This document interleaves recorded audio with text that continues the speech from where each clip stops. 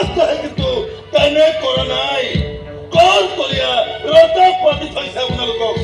এইখিনি দি পঠিয়াইছে এই বহুত মূল্যৱান উপহাৰ আৰু বন্ধুত্বৰ চিন হিচাপে লগত দি পঠিয়াইছে এইখন শিৰোপা কি কৰিব লাগে সেইখনে এইখন গাত লৈ লওক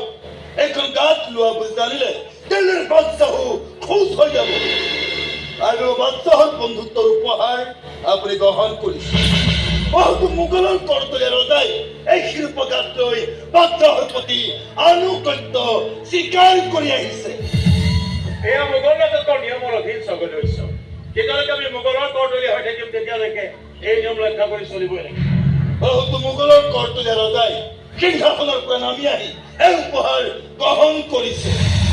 আপুনিও সিংহাসনৰ পৰা নামি আহি এই উপহাৰ গ্ৰহণ কৰক কি কৰি তই আহোম স্বৰ্গদেউ সিংহাসনৰ পৰা নামি অহাৰ কথা কৈছ